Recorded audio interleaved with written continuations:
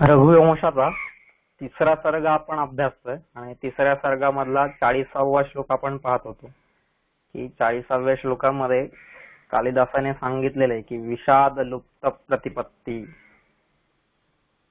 म्हणजेच रघुराजाला आणि त्याच्या सैन्याला सगळ्यांनाच विषाद झालेला आहे आणि त्याच्यातून किंग कर्तव्य मूढता. आता इथं सैन्यापेक्षा पण जास्त फोकस हा रघुराजावरती. रघु जो युवराज आहे त्या युवराज रघुवरती आहे. राजा नाही झालाय तो अजून, युवराज आहे. तर त्याला हा घोडा इंद्राने नेल्यामुळे अचानक विषाद झालेला आहे आणि त्या विषादातून लुप्त प्रतिपत्ती म्हणजेच कर्तव्य ज्ञान जे आहे त्याचं ते कर्तव्य ज्ञान लुप्त झालेलं आहे किंवा त्याची कर्तव्याची जाणीव ही दूर झालेली आहे किंवा किंग कर्तव्य मूढता त्याच्यामध्ये भरलेली आहे असं तिथं कालिदासांनी सांगितलेलं आहे. जी गोष्ट गीतेने सांगितलेली आहे तीच अगदी तंतोतंत कालिदास इथं सांगतोय. गीतेमध्ये अर्जुनाचं सुद्धा हीच गत झाली होती, किंग कर्तव्य मूढता, नाही का, की कर्तव्याची जाणीव तो विसरलेला आहे की माझं कर्तव्य काय आहे, मला काय करायचंय, ही गोष्ट तो विसरलेला आहे. कशामुळे? या विषादामुळे. त्या विषादावरती आपण चर्चा करत होतो. विषाद म्हणजे काय, मग खिन्नता, उत्साहभाव किंवा त्याच्यातून येणारी कर्ममंदता, त्याच्यातून पुढे अजून येणारी कर्म विपरीतता, नाही का, इत्यादी सगळ्या गोष्टी पाहत पाहत आपण इथपर्यंत आलो होतो की विषादाच्या पायामध्ये, मोक्षाच्या पायामध्ये विषाद पाहिजे. कायम मोक्ष मार्गाकडे ज्याला जायचंय त्याच्या पायामध्ये हा विषाद असतो. मग त्याच्यामध्ये आपलं दुःख, विषाद आणि विषाद योग या स्टेप्स पण आपण पाहिल्या होत्या की कशा कशा या एक एक पायऱ्या पुढे पुढे जात आहेत. कोणताही ज्याला पण काहीतरी विकास कर्म करायचा असेल त्या विकास कर्माच्या पायामध्ये, आत्मविकासाच्या पायामध्ये हा विषाद असतो. आणि मग ते शंकराचार्य असतील, कुमारिल भट्ट, ज्या वेळेस तो प्रसंग आपल्या सगळ्यांना माहिती आहे की कुमारिल भट्ट तुसावरती बसलेले आणि त्या तुसाच्या ढिगाला खालून अग्नी प्रज्वलित केलेला आहे तिथे आणि तो हळूहळू हळूहळू कणाकणाने तो तुस जळत असतो आणि त्यांनी ते आत्मबलिदान दिलेले. कुमारिल भट्टांचं जे आत्मबलिदान आहे त्या आत्मबलिदानातून झालेला जो विषाद आहे त्या विषादातून शंकराचार्य उभे राहिलेले आणि मग शंकराचार्यांनी एवढं मोठं कार्य केलेलं आहे. असंच आहे, प्रत्येक ठिकाणी कुठेतरी हा विषाद येतोय. ज्ञानेश्वर महाराज आपण पाहिले की ज्ञानेश्वर महाराजांनी सुद्धा ताटी बंद करून ते बसलेले आणि त्यावेळेस मुक्ताबाईंनी ताटीचे हे गायलेले आहेत की ताटी उघडा ज्ञानेश्वरा. कुठून तरी तो विषाद आहे प्रत्येक जीवनामध्ये. आता हा जो विषाद आहे त्यांना होणारा विषाद हा कोणता आहे की समाजामधून भगवंत हा नष्ट होत चाललेला आहे, धर्माचं अधःपतन होत आहे, धर्माला ग्लानी येत आहे. हा सगळा त्यांचा विषाद आहे आणि त्या विषादातून त्यांचं भगवत भक्ती म्हणा, त्यांचं भगवत कार्य म्हणा, हे अजून जोमाने सुरू झालेलं आहे. कोणताही संत आपण घेऊया, प्रत्येक संतांची हीच गत झालेली आणि म्हणून ते सगळे लोक महान झालेले आहेत आणि आपण सामान्य राहिलेले. त्याचं कारण हे, आपल्याला विषाद होतच नाही, आपल्याला दुःख होतंय भौतिक गोष्टींचं, आदिदैविक, आदिभौतिक, आध्यात्मिक. त्याच्यातलं आदिभौतिक जे दुःख आहे ते फक्त आपल्याला होत असतं. आदिदैविक आणि आध्यात्मिक दुःखाकडे आपण जातच नाही की ज्याचं रूपांतर पुढे विषादामध्ये होते. तर हे लोक तिकडे गेलेले आहेत. आणि हा विषाद हा कशातून येतोय, तर ज्यावेळेस आत्मरती, आत्मतुष्टी आणि आत्मपुष्टी या गोष्टी येतील. आत्मरती, आनंद मिळवायचा आहे ना, प्रेम मिळवायचं आहे ना, स्वतःमधून मी मिळवेल. माझ्या आतला जो भगवंत आहे त्या भगवंतावर मी प्रेम करायला शिकेल, माझ्या स्वतःवरती प्रेम करायला शिकेल आणि त्याला समाजामध्ये घेऊन जाण्याचा प्रयत्न करेल. ही आत्मरती, आत्मानंद आपण ज्याला म्हणतो, सब्जेक्टिव्ह हॅपीनेस. हा सब्जेक्टिव्ह हॅपीनेस आवडायला लागला पाहिजे. म्हणजेच ऑब्जेक्टिव्ह हॅपीनेस मधली लाचारी, ऑब्जेक्टिव्ह हॅपीनेस मधली परतंत्रता, क्षणिकता, या सगळ्या गोष्टी लक्षात आल्यानंतर त्या गोष्टींचा जे दुःख व्हायला लागतं की आजपर्यंत मी याच गोष्टींमध्ये रममाण होतो, हे जे दुःख सलायला लागतं, ही जी गोष्ट आहे, ही लाचारी जी सलायला लागते, तेव्हा त्याचं रूपांतर विषादामध्ये होते.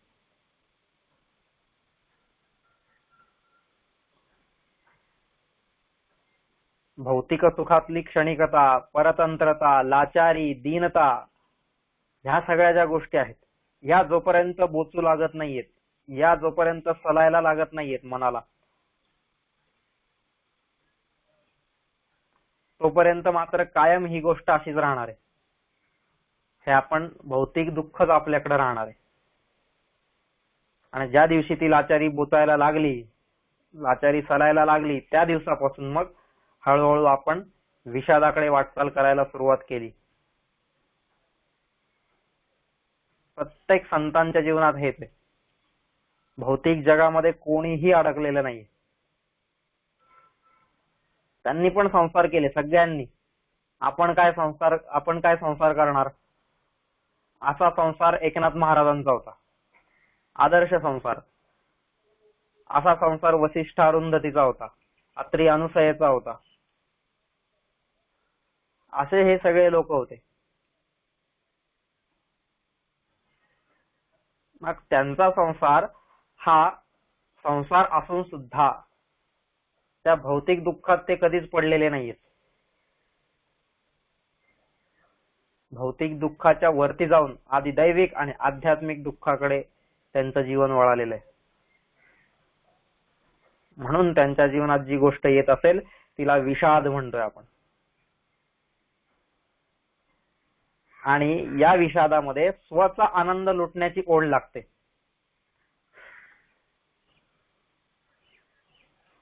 स्वचा आनंद, त्याला आपण आत्मिक सुख म्हणतोय, आत्मिक आनंद म्हणतोय, आत्मानंद म्हणतोय, आत्मरती, आत्मतुष्टी आणि आत्मपुष्टी. माझ्यामध्ये संतुष्टता येण्यासाठी दुसऱ्याची आवश्यकता आहे का? नाही. आपल्याला वाटतं ही नोकरी नको, हे काय सध्या टेम्पररी नोकरी आहे, चला चांगली उद्या परमनंट नोकरी मिळाली पाहिजे. आता परमनंट नोकरी मिळाली म्हणजे तुला आनंद मिळणार आहे का? नाही. मग त्याला वाटतं परमनंट नोकरी मिळाल्यानंतर मला कुठेतरी मोठ्या शहरामध्ये नोकरी मिळाली पाहिजे, हे गावाखेड्यात नको.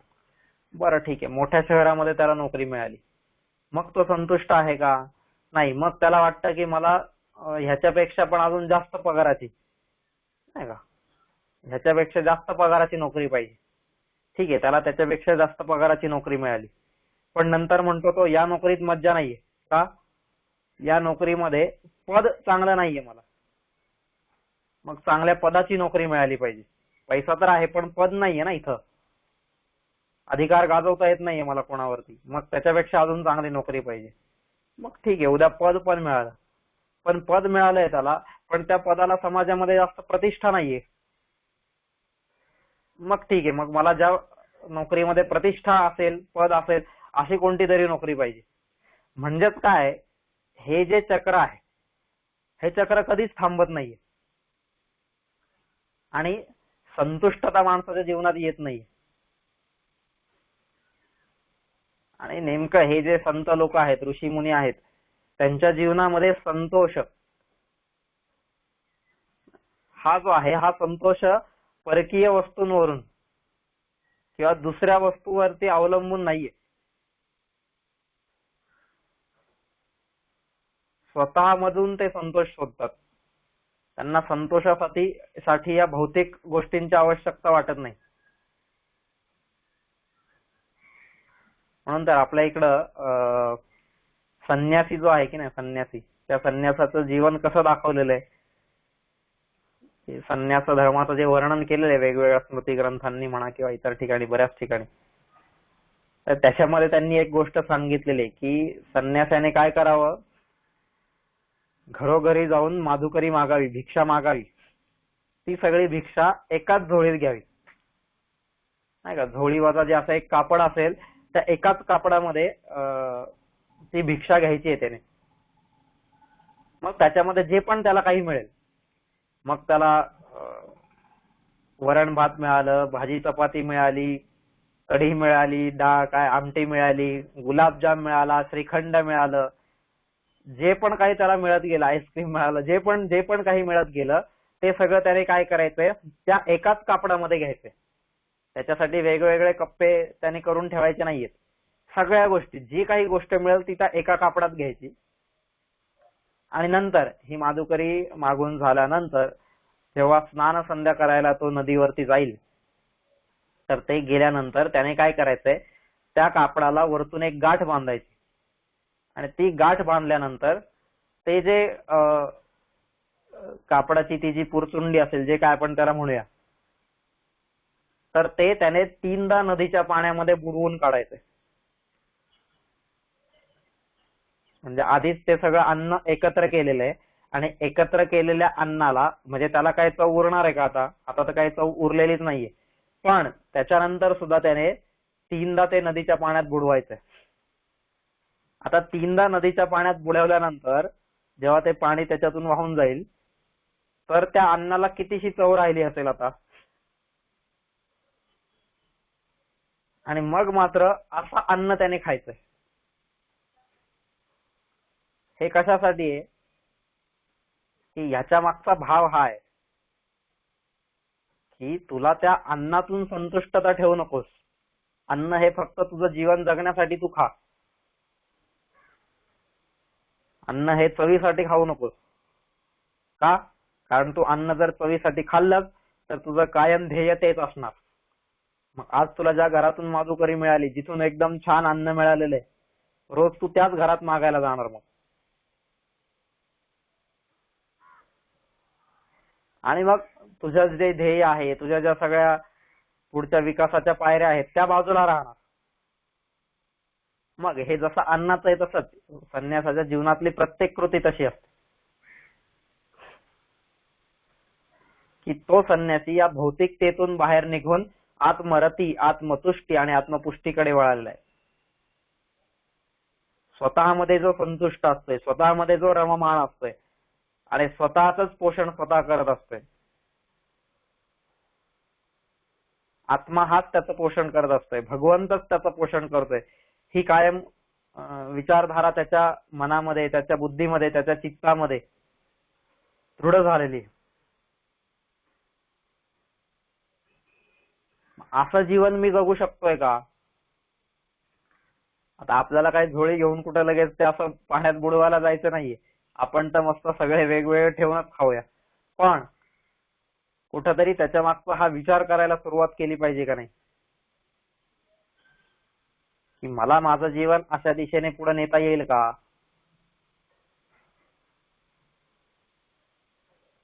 तर खऱ्या अर्थाने माझ्या हृदयातला जो विषाद आहे तो कुठेतरी सुरुवात होईल आणि त्या विषादाचं पुढे हळूहळू रूपांतर विषाद योगामध्ये होईल. पण त्याच्यासाठी आपण प्रयत्न केले पाहिजे. स्वचा आनंद लुटण्याची मजा जी आहे, स्वचा आनंद लुटण्याची जी ओढ आहे, ती आपल्याला निर्माण झाली पाहिजे.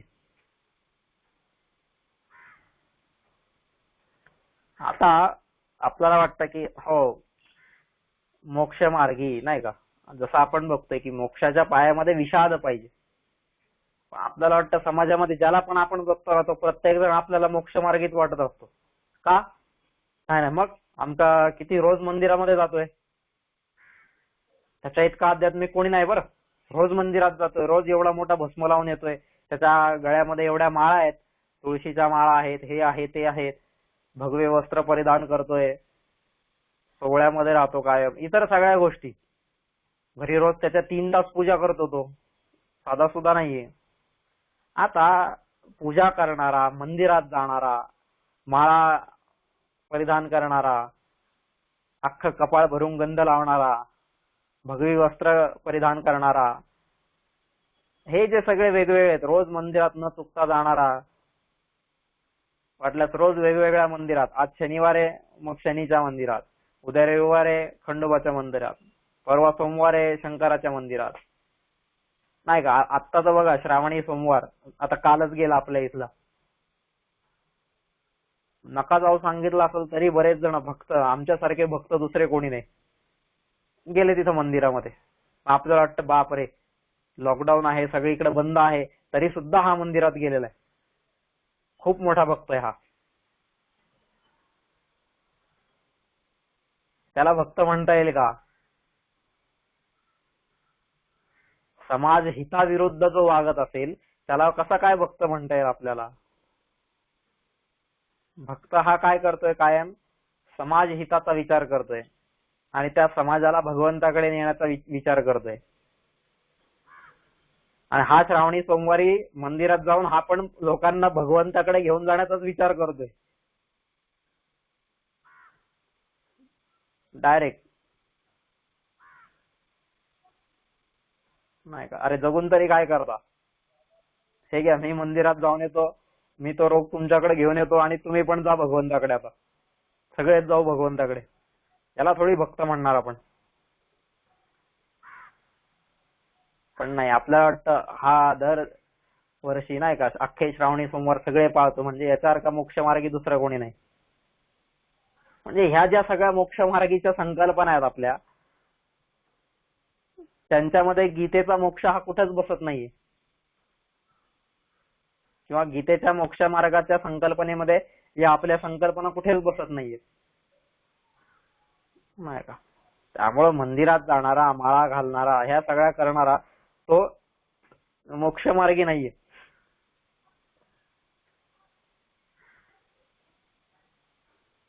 मोक्षाची सुरुवात या विषादामधून होते.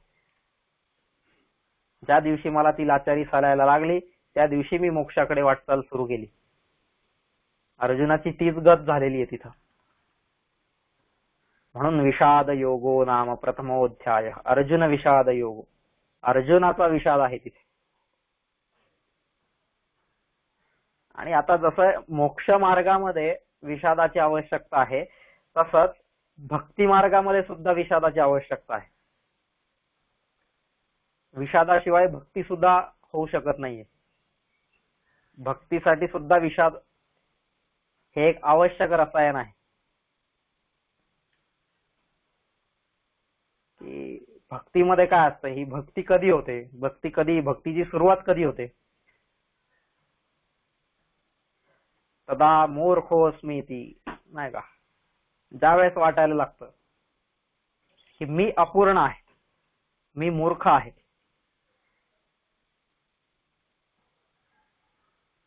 माझं अस्तित्वच काय आहे या जगामध्ये, मला किंमत किती आहे, ही ज्या दिवशी आपल्याला गोष्ट कळते की मी अपूर्ण आहे, मी अपूर्ण असल्याची जी खंत आहे, मी अपूर्ण असल्याचं जे दुःख आहे, त्या दुःखाचं रूपांतर हळूहळू विषादामध्ये व्हायला लागतं आणि तिथून भक्तीची सुरुवात होते.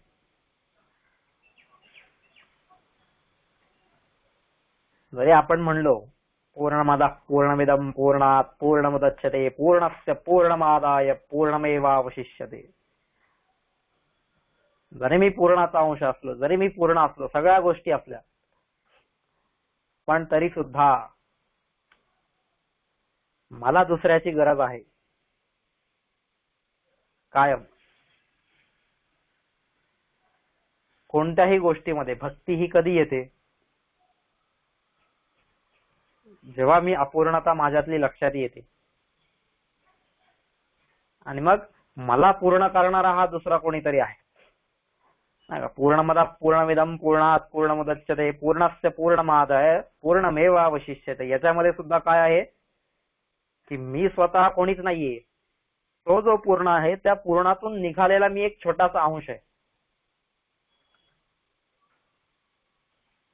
त्याच्यामुळे मी आहे. तेन त्वमसि, ही जी संकल्पना आहे. मी कोण आहे? मी कोणीही नाहीये. मी अपूर्ण आहे. मी अज्ञानी आहे. मी मूर्ख आहे. आणि माझ्यापेक्षा कोणीतरी ज्ञानी आहे. माझ्यापेक्षा कोणीतरी बुद्धिमान आहे. माझ्यापेक्षा कोणीतरी पूर्ण आहे. परिपूर्ण असा कोणीतरी आहे. ही संकल्पना ज्या दिवशी बुद्धीमध्ये येते, चित्त ज्यावेळेस या गोष्टीचं चिंतन करायला लागतं, त्यावेळेस हळूहळू भक्ती मार्गाची सुरुवात झालेली.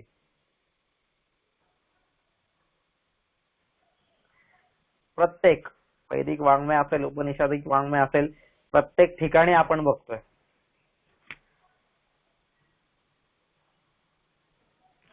नचिकेता यमाकडे गेलेला आहे. कशासाठी? मला आत्मज्ञान पाहिजे, मला अग्निविद्या पाहिजे, मला हे पाहिजे. का? मी अपूर्ण आहे आणि मला पूर्ण करणारा तू आहेस. प्रल्हादाने नारायणाची उपासना केलेली आहे, नारायणाची भक्ती केलेली आहे. कशासाठी? कारण मी अपूर्ण आहे आणि मला पूर्ण करणारा तू आहेस.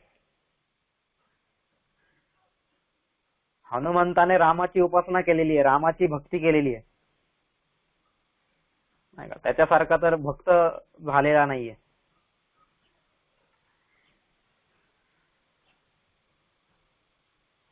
असा जो हनुमान आहे. आता हे जे हनुमानाने जी केलेली भक्ती आहे, त्या भक्तीची सुरुवात कुठून आहे? की देवा, मी अपूर्ण आहे आणि तू परिपूर्ण आहेस. तुझ्यामुळे मी आहे. आणि म्हणून तर छाती फाडून तो दाखवू शकलाय की बघा, माझ्या आतमध्ये राम आणि सीता बसलेले, प्रभू श्री रामचंद्र माझ्या आतमध्ये बसलेले, त्यांच्यामुळे मला किंमत आहे. ज्या माळेत राम नाहीच आहे, ज्या मण्यामध्ये राम नाहीच आहे, ज्या माळेमध्ये राम नाहीये, ती माळा माझ्या कोणत्या कामाला येणार आहे? अजिबात काहीच कामाची नाहीये ती. त्या रामाशिवाय ती माळ सुद्धा अपूर्ण आहे, ते मणी सुद्धा अपूर्ण आहेत.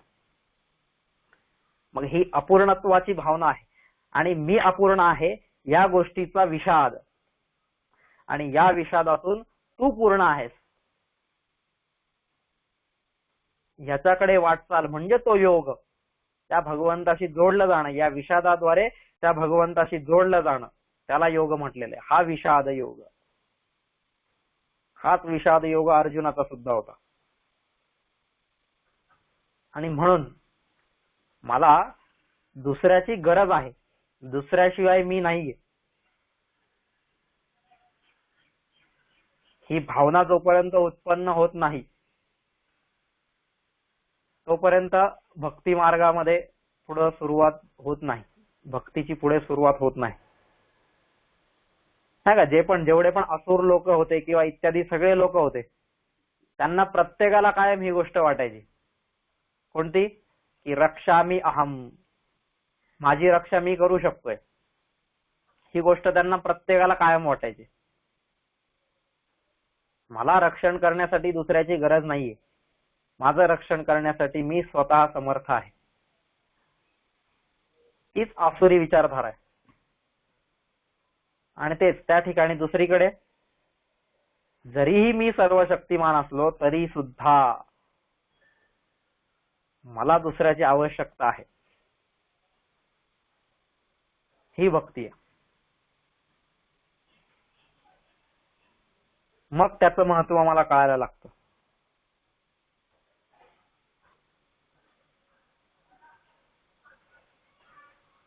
ही जी भक्तीची सुरुवात आहे ती सुद्धा म्हणजेच विषादातून होते.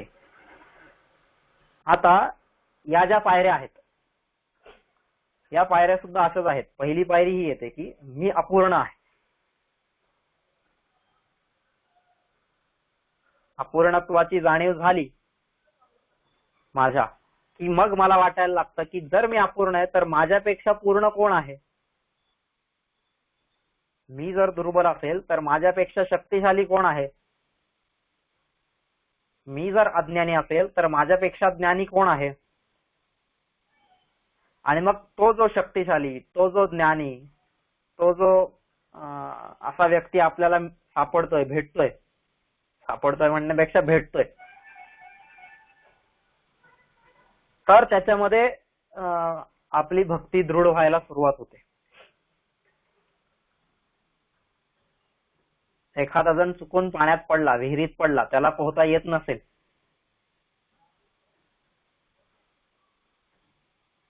त्याची दुर्बलता त्याला जाणवली तिथं एकदम त्या क्षणात, एका क्षणातच त्याची दुर्बलता त्याला जाणवली,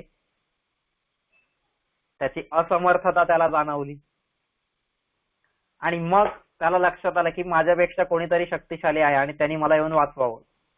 त्याच्यासाठी त्यांनी धावा केला. शक्तिशाली आला म्हणजे त्याच्यापेक्षा ज्याला चांगलं पोहता येतंय, जो पोहण्यामध्ये एकदम तरबेज आहे, असा व्यक्ती तिथं आला आणि त्याला त्याने विहिरीतून बाहेर काढलं. मग हा जो पोहणारा आहे, पट्टीचा पोहणारा जो आहे, त्याच्या प्रती न पोहता येणाऱ्याच्या मनामध्ये आपोआपच भक्तीची भावना उभी राहते. आपोआपच, त्याला सांगायला लागत नाही कोणी. ती भावना दृढ व्हायला सुरुवात होते. पण आता आपली जी आहे, ठीक आहे, आज वाचवलं, मग 2 दिवस आपल्या लक्षात राहतं, हो ह्यानी मला वाचवलं बरं का.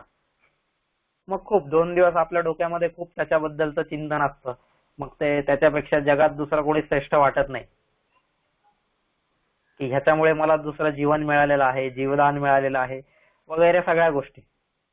नाहीतर फार नाकातोंडात पाणी गेलेलंच होतं आणि काही क्षण बेशुद्ध सुद्धा झाला होता.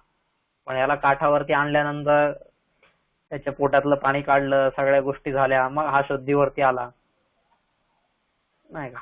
मग ते 2-4 दिवस राहतं त्याच्या मनामध्ये, पण नंतर आठवडाभराने तो सुद्धा विसरून जातो की असं काही झालेलं आहे. पण संत लोक मात्र ही गोष्ट कधीच विसरत नाहीत की मी अपूर्णच आहे. नाही, आठवडाभराने त्याला वाटायला लागतं, मग एवढं काय केलं त्यांनी त्याच्यात, त्याला पोहता येत होतं म्हणून तर त्यांनी वाचवलं, त्याने काय खूप मोठा तीर मारलाय, असं आपल्याला वाटायला लागतं. पण संत लोकांना ही नाही.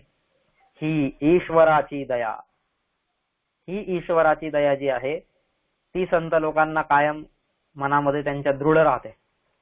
आणि म्हणून ते भक्ती मार्गामध्ये अति उच्च टोकाला पोहोचलेले आहेत, भक्ती मार्गाच्या शिखरावरती पोहोचलेले हे लोक आहेत. त्याचं कारण हे की पहिली पायरी जी आहे, मी अपूर्ण आहे, आणि त्याच्यानंतरची दुसरी पायरी आहे की कोणीतरी माझ्यापेक्षा शक्तिशाली आहे. पहिली पायरी मी असमर्थ आहे, तर दुसरी पायरी कोणीतरी समर्थ आहे. कर्तुम अकर्तुम अन्यथा कर्तुम समर्थ, नाही का. जगामध्ये एकही गोष्ट अशी नाहीये की जी गोष्ट करण्यासाठी तो समर्थ नाहीये. या समर्थत्वाची जाणीव जेव्हा होते तेव्हा भक्ती मार्गामध्ये एक स्टेप पुढे जातोय आपण.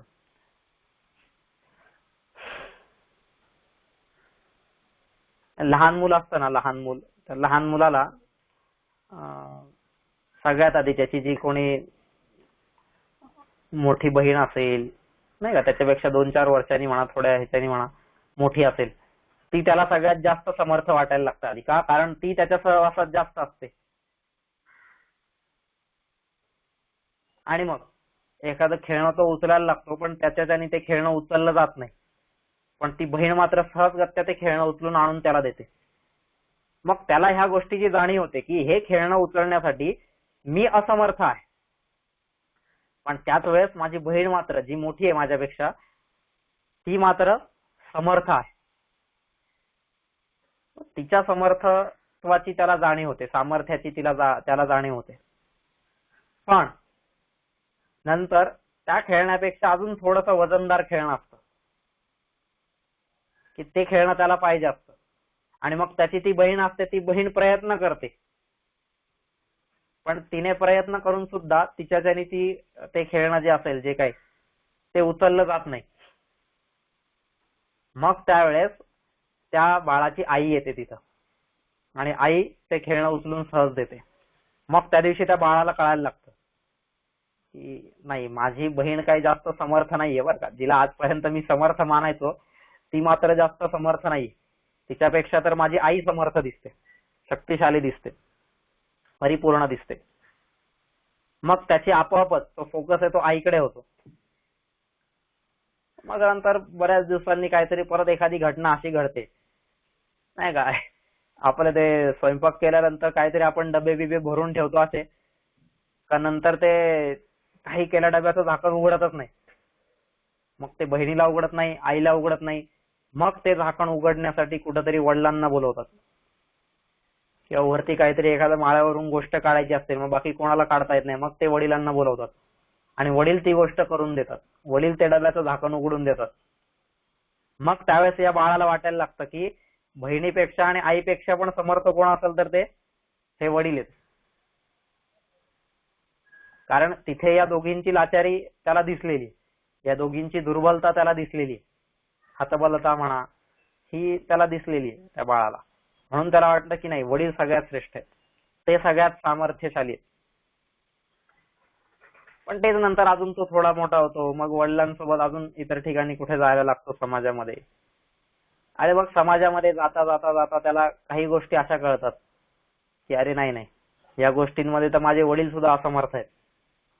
मग त्याच्यासाठी हा आमका आमका साहेब आहे तो समर्थ आहे, त्या समर्थ साहेबासमोर माझे वडील तर असमर्थच आहेत.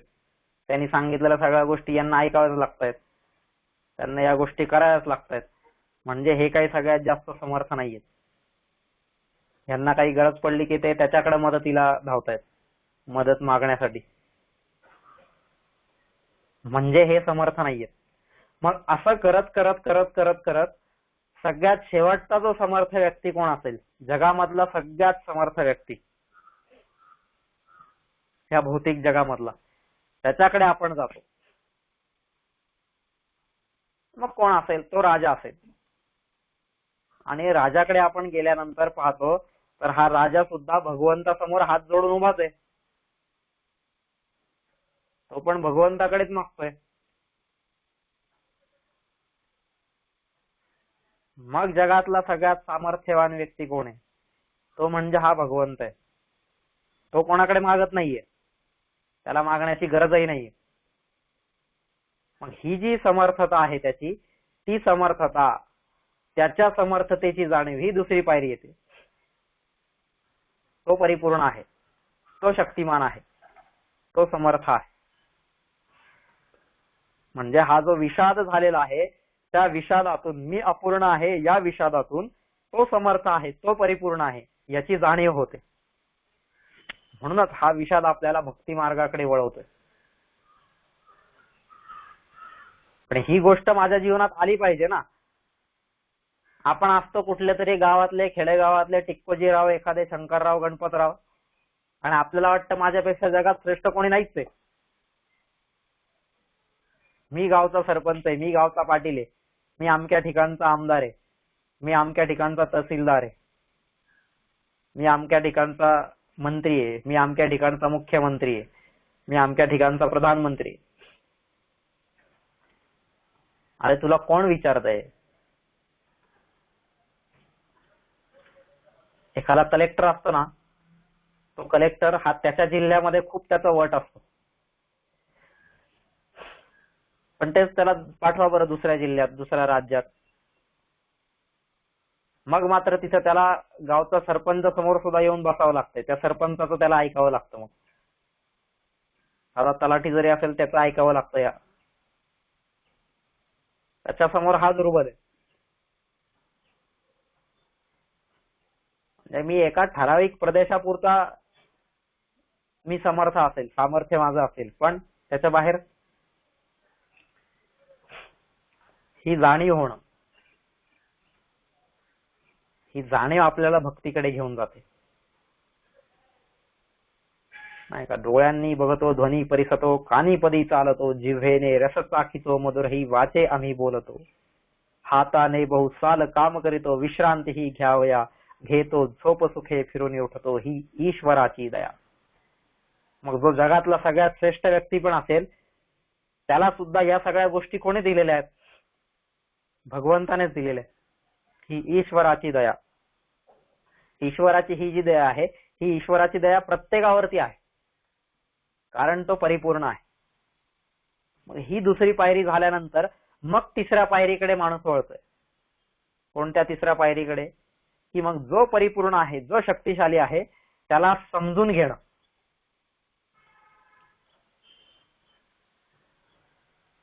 त्याचं स्वरूप, त्याची शक्ती, त्याचं कार्य, त्याचं अस्तित्व,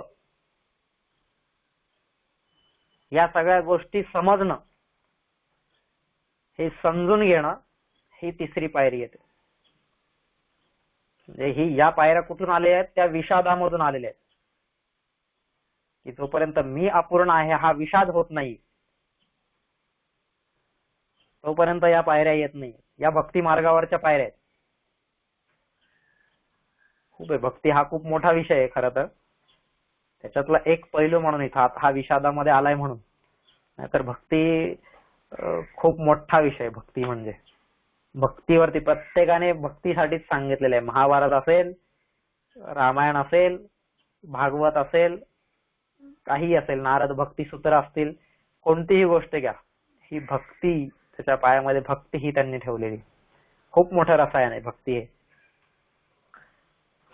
पण मग त्याला समजणं, कोण आहे तो, त्याला जाणणं, त्याच्या सामर्थ्याची जाणीव करून घेणं.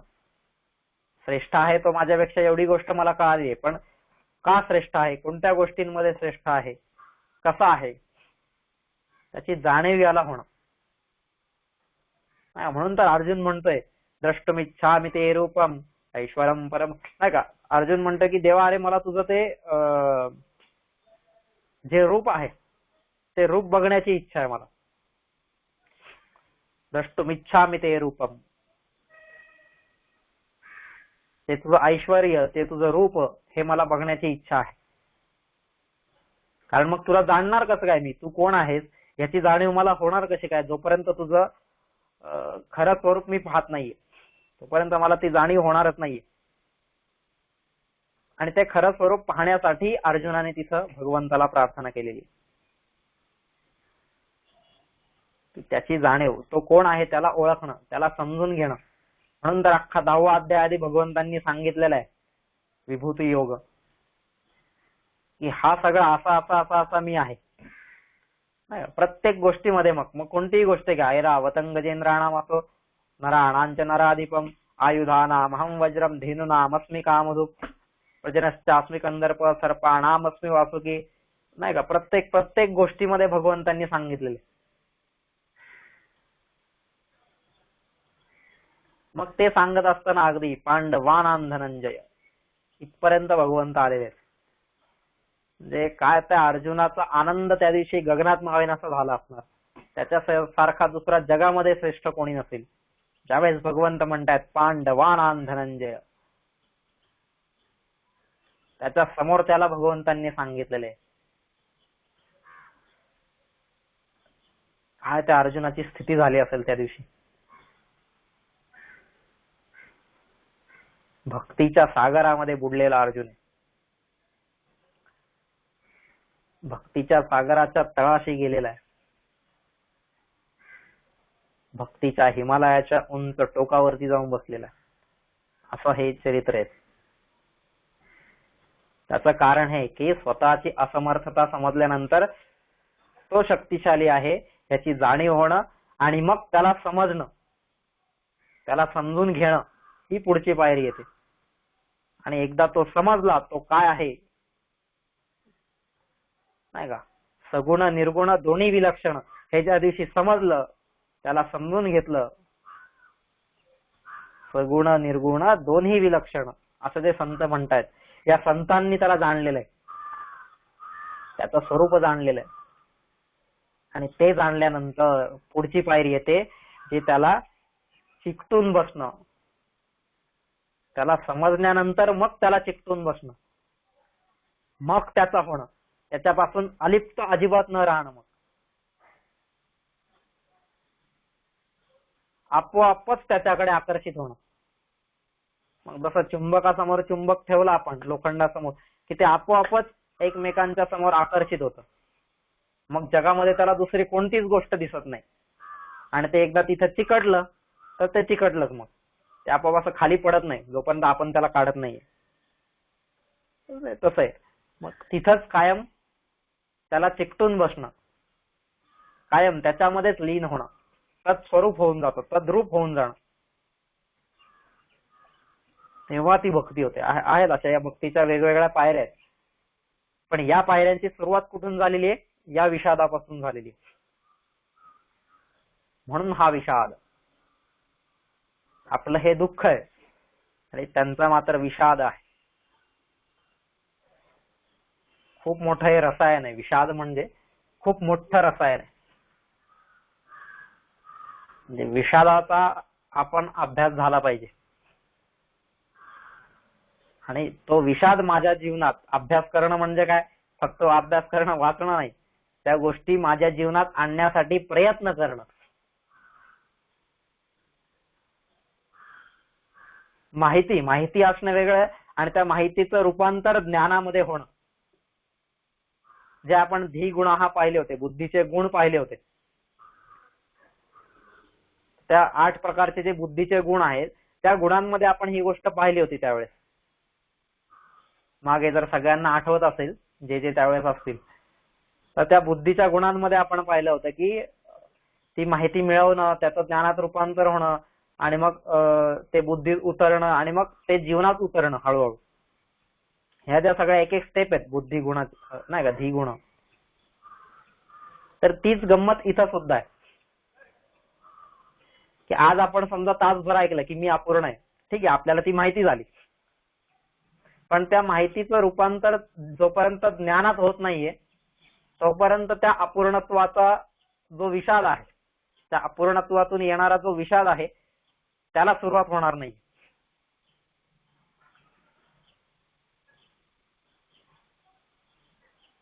म्हणून हे जे अपूर्णत्व आहे, त्या अपूर्णत्वाची जाणीव स्वतःला होणं. माहिती असणं वेगळं आहे. ही माहिती झाली की हो, भगवंत माझ्या आतमध्ये राहतोय, सर्वस्य चाहम हृदि सन्निविष्टो, भगवंत माझ्या हृदयामध्ये राहतोय, ही माहिती झाली. माहिती आहे ना, पत्ता कळाला त्याचा, अशा अशा ठिकाणी तो राहतोय. पण त्या माहितीतून नंतर त्या माहितीचं रूपांतर ज्ञानामध्ये झालं का? त्याची जाणीव मला होते का? त्यावेळेस एखादं चुकीचं कर्म मी करत असेल, एखादं वाईट कर्म मी करत असेल, त्यावेळेस मला त्याची जाणीव होते का की हा भगवंत मला बघतोय? ती जाणीव ज्या दिवशी झाली त्या दिवशी भगवंत हृदयात आहे या माहितीचं रूपांतर ज्ञानामध्ये झालं.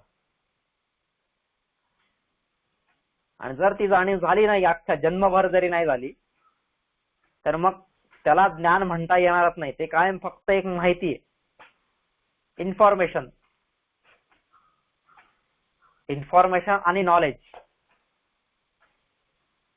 इन्फॉर्मेशनचं रूपांतर हे नॉलेज मध्ये झालं पाहिजे, नॉलेज मधून एनलाइटमेंट झाली पाहिजे.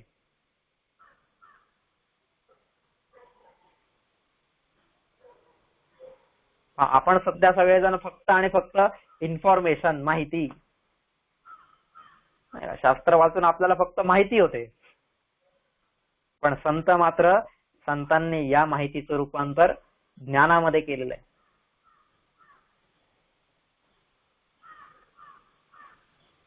आणि ज्ञानाचं, त्या नॉलेजचं रूपांतर त्यांनी एनलाइटमेंट मध्ये केलेलं आहे. ती एनलाइटमेंट जी आहे ती स्वतःमध्ये तर झालेलीच आहे. मग तो ज्ञानाचं रूपांतर ज्या प्रकाशामध्ये झालेला असेल, ज्ञानप्रकाश जो असेल, तर तो स्वतःला पण त्यांनी प्रकाशमान केलेला आहे आणि आपल्यासोबतच संपूर्ण जगाला सुद्धा त्यांनी प्रकाशमान केलेलं आहे. हे संतांचं कार्य आहे. माहितीचं रूपांतर ज्ञानामध्ये, ज्ञानाचं रूपांतर ज्ञान प्रकाशामध्ये आणि त्याच्यातून संपूर्ण जग प्रकाशित करणं. आपल्या सगळ्यांकडे, प्रत्येकाकडे माहिती आहे, पण त्या माहितीचं रूपांतर जोपर्यंत ज्ञानात होत नाहीये, जोपर्यंत त्याची जाणीव होत नाहीये, जोपर्यंत त्याची अनुभूती येत नाहीये, अनुभूती येणं हा भाग तिथं असला पाहिजे. जोपर्यंत मला त्या गोष्टीची अनुभूती येत नाहीये, आपण म्हणताना सगळे म्हणतो एकदम टाळ्या वाजवत, त्वमेव माता पिता त्वमेव त्वमेव बंधू सखा त्वमेव त्वमेव विद्या द्रढं त्वमेव त्वमेव सर्व मौदेव देव आहे नवाचा मनसेंद्रिय, नाही का, हे सगळं सगळं आपण पुढे पुढे म्हणत जातो एकदम आनंदात उत्साहात टाळ्या वाजवत म्हणत राहतो आपण. पण त्वमेव माता च पिता त्वमेव त्वमेव बंधुश्च सखा त्वमेव त्वमेव विद्या द्रढं त्वमेव त्वमेव सर्वं मम देव देव, ही गोष्ट आपल्याला वाटते का की देवा माझं सर्वस्व तूच आहेस, तुझ्याशिवाय दुसरं कोणीच नाहीये, तूच माझी आई आहेस. त्वमेव माता पिता त्वमेव, तूच माझा पिता आहेस, तूच माझा बंधू आहेस, तूच माझा सखा आहेस, तूच माझं विद्या आहेस, तूच माझं धन आहे, तूच माझं वैभव आहेस, माझ्या सगळ्या गोष्टी तूच आहेस. हा भाव आपल्या मनात निर्माण होतो का? नाही. तो संस्कृत श्लोक आपण म्हणतो तिथं आरतीमध्ये आणि बस टाळ्या वाजून प्रसाद खाऊन आपण आपापल्या घरी जातो. पण तो मला माझा वाटतो का दरवेळेस? तो माझा कधी वाटतो मला? ज्या दिवशी माझ्यावरती काहीतरी संकट येईल त्या दिवशी मग तो परत मला माझा वाटायला लागतो, तोपर्यंत नाही वाटत. म्हणून बऱ्याच ठिकाणी सांगितलेले जे सगळ्यात सुखी आहेत ना या जगामध्ये त्यांना कधीच लवकर भगवंताची आठवण येत नाही. आणि म्हणून तर कुंती माता म्हणते, काय म्हणते कुंती? विपद संतु न शाश्वत, की अरे देवा तू आम्हाला कायम विपत्तीत असू दे, कायम विपत्ती दे, कायम संकट दे. का? जर आम्ही कायम संकटांमध्ये असलो तर आम्हाला तुझी आठवण होईल, नाही का? त्यावेळेस आम्हाला आमच्या असमर्थतेची जाणीव होते, आमच्या अपूर्णत्वाची जाणीव होते. आणि मग कर्तुम अकर्तुम अन्यथा अकर्तुम असा जो समर्थ भगवान आहे त्याची ओढ मनामध्ये निर्माण होते. म्हणून कुंती असं म्हणते. पण त्याच्यापेक्षा ती तर एक श्रेष्ठ पायरी आहेच, पण मग त्याच्यापेक्षा पण पुढची पायरी की मी जरी सुखात पण असलो आणि जरी मी दुःखात असलो तरी सुद्धा त्वमेव सर्वं मम देव देव, त्या प्रत्येक क्षणी जगामध्ये मला देवा तुझ्याशिवाय दुसरी कोणतीही गती नाहीये. गतिस्त्वं गतिस्त्वं त्वमेका भवानी,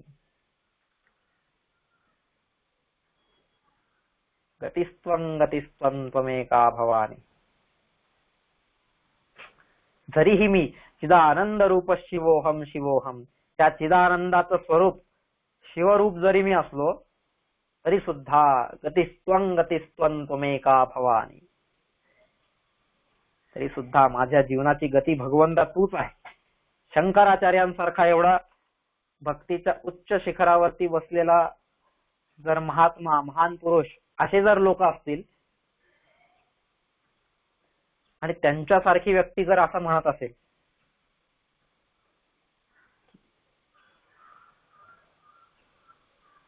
तर आपल्यासारख्यांची गत कुठे आहे तिथं? त्याच्यामुळं या विषादातून सुरुवात झाली पाहिजे. म्हणून हा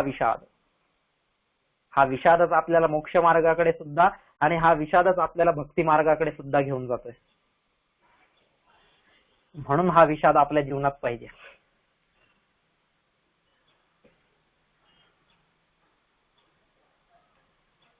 कोणीही बघा तुम्ही, कोणीही, म्हणजे ते खूप सुंदर आहे. ताटी उघडा ज्ञानेश्वर आहे जे आहेत, ज्ञानेश्वर ताटी लावून आतमध्ये बसलेले आहेत. का बरं बसलेले आहेत? आपल्याला वाटेल ज्ञानियांचा राजा गुरु महाराज, कारण त्यांना तो विषाद झालेला आहे.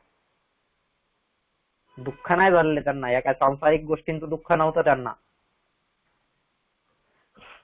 अवघाची संसार सुखाचा करीना आनंदे भरीना तिन्ही लोक, ही प्रतिज्ञा घेणारे ते माऊली ज्ञानेश्वर आहेत. आणि मग अशी व्यक्ती असं सामान्य दुःख, भौतिक दुःख घेऊन दरवाजा लावून बसेल का कधी? शक्य नाहीये. त्यामुळं मोक्ष मार्गावरचे प्रवासी आहेत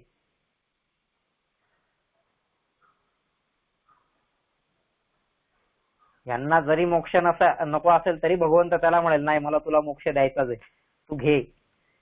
आणि म्हणून तर हे लोक म्हणतायत शंकराचार्यांसारखे की नमोक्षस्य आकांक्षा भवविभव वांछा अपि च नमे नवे ज्ञानापेक्षा शशिमुखी सुखेच्छापि न पुनः अतस्त्वाम संयाचे जननी जननैयात मम वै मृडाणी रुद्राणी शिव शिव भवानी इति जपतः. नकोय मला मोक्षच, नकोय मला देवा. देव त्यांच्या मागे लागलेला, अरे घे मोक्ष, पण ते म्हणतात नाही मला मोक्ष नकोय. आणि आपलं उलट आहे, आपण मोक्षाच्या मागे लागलोय पण भगवंत आपल्यापेक्षा अजून जोरात स्पीडने पुढे पळतोय. नाही काही झालं तरी चालेल पण मी तुला मोक्ष देणार नाही. तुला वारंवार त्या जन्माला मी घालणारच आहे, परत परत तुला त्या पृथ्वीवरती पाठवणार आहे, तुला मोक्ष मी देणार नाही. हा त्यांच्यामधला आणि आपल्यातला फरक आहे.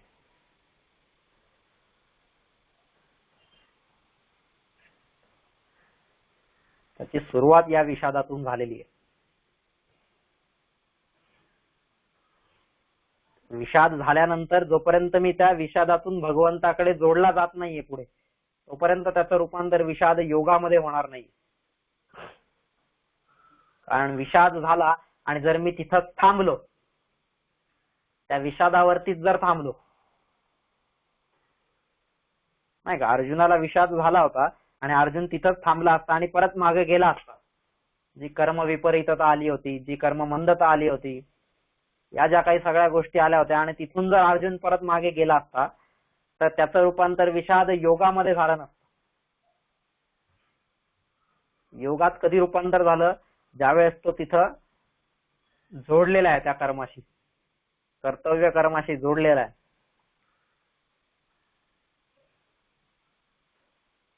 कुमारील भट्टांनी कार्य करायला सुरुवात केली, पण कार्य करायला सुरुवात केल्यानंतर एक क्षण असा आला की त्यांना सुद्धा हा विषाद झाला.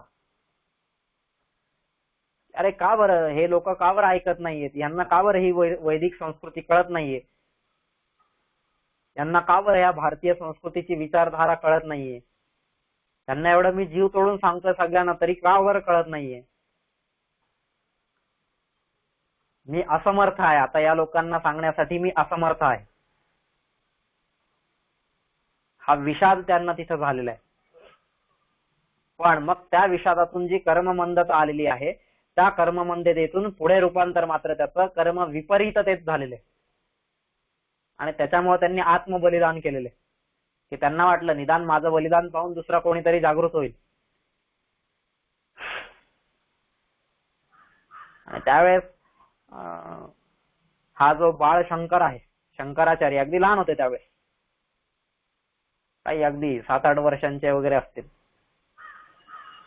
ते तिथे आलेले आहेत त्या चौकामध्ये आणि त्यांनी पाहिलेलं आहे, अहो संन्यासी बुवा काय करताय तुम्ही,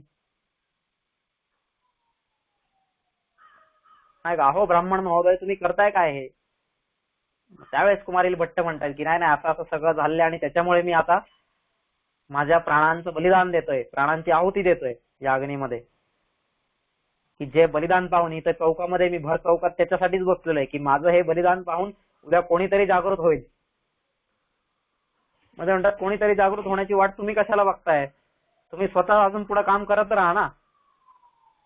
ही विचारधारा शंकराचार्यांची.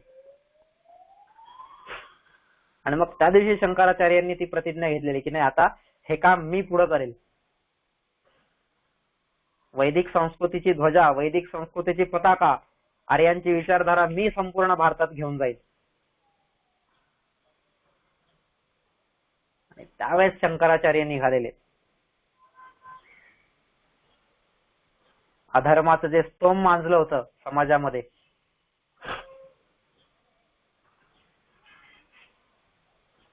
त्या अधर्मावरती विजय मिळवण्यासाठी आणि त्याच्यावरती वैदिकांची ध्वजा लहरवण्यासाठी शंकराचार्य फिरलेले. एवढ्या मोठ्या कार्याची सुरुवात त्या विषादामधून झालेली आहे.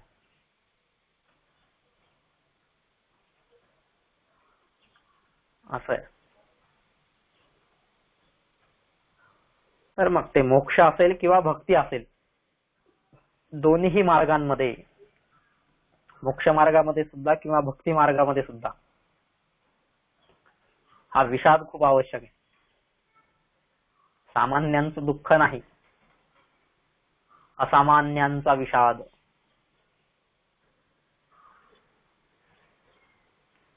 आपल्या जीवनामध्ये आपण तसा प्रयत्न केला पाहिजे. किती दिवस या भौतिक गोष्टींचं दुःख घेऊन आपण बसणार आहे?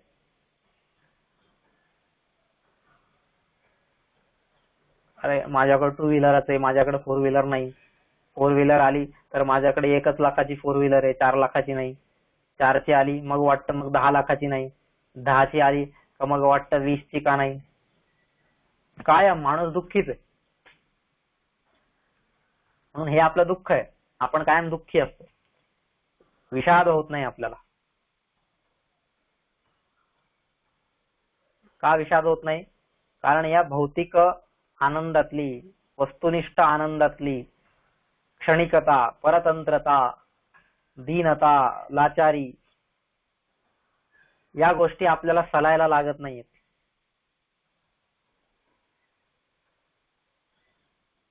त्या गोष्टी आपल्या मनाला, हृदयाला, बुद्धीला, चित्ताला जोपर्यंत येऊन टोचत नाहीयेत तोपर्यंत आपल्याला विषाद होणारच नाहीये. म्हणून याच्याची सुरुवात झाली पाहिजे तिथून.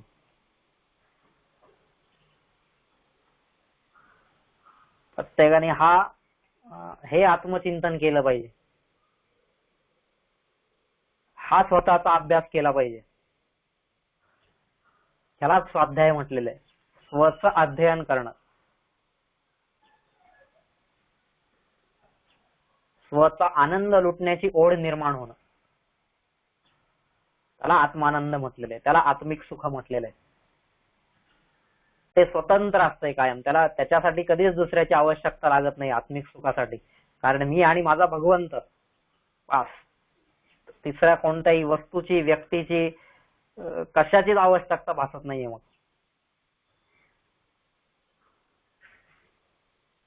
पांडुरंगी मन रंगले. आता पांडुरंगी मन रंगले हे काय? तो खरा आत्मानंद आहे. ती खरी आत्मरती आहे, ती खरी आत्मतुष्टी आहे.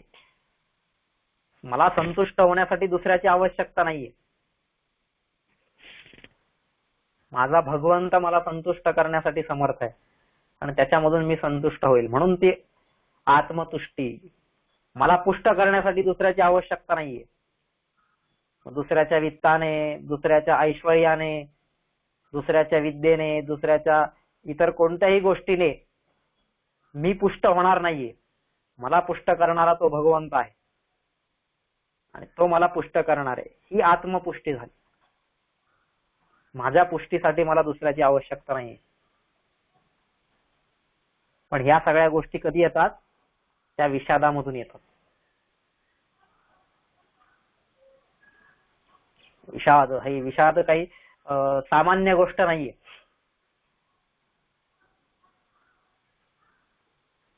खूप असामान्य अशी गोष्ट आहे विषाद.